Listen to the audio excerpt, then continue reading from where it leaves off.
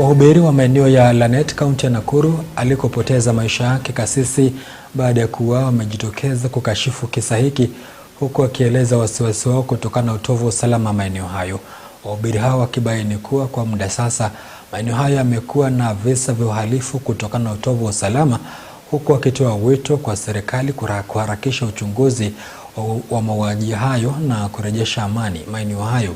Mary Kyalo anaarifu. Kufuatia mauaji ya kasisi wa kanisa la PCEA Julius Dumia nyumbani kwake katika kanisa hilo eneo la Lanet, eneo bunge la Bahati, kaunti ya Nakuru, makasisi wa madhehebu tofauti wamejitokeza na kukashifu kifo hiki tatanishi cha mhubiri.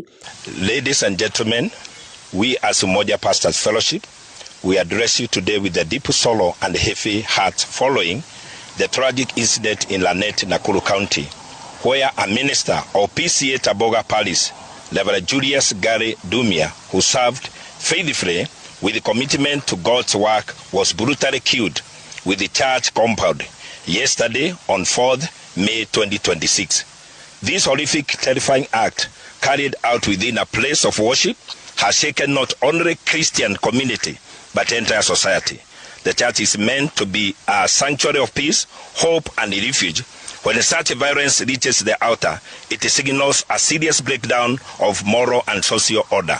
As a Lanet Umoja Pastor Fellowship, we strongly condemn this heinous act in strongest terms possible. Watumishi hawa wakieleza wasiwasi wao kuhusu kudorora kwa usalama katika eneo hilo la Lanet, wakisema kuwa kwa muda sasa kumekuwa na visa vingi vya utovu wa usalama vikiripotiwa katika maeneo hayo, wakazi wa maeneo hayo wakiishi kwa kuhofia maisha yao. However, as we grieve, we cannot also ignore the growing concern of insecurity in Lanet, Umoja Ward, and its environs.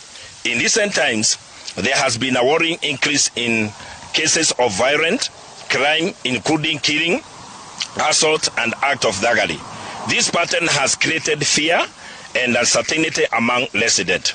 Those security agencies in Lanet are trying their best, but we need more to be done. Makasisi hawa wakitoa wito kwa serikali ya kitaifa na wizara ya usalama wa ndani kuingilia kati na kusaidia katika uchunguzi wa mauaji hayo na kuwekeza juhudi za kurejesha amani na usalama bora katika maeneo hayo ya Lanet na kuwekeza katika miundo misingi ya kuimarisha usalama maeneo hayo.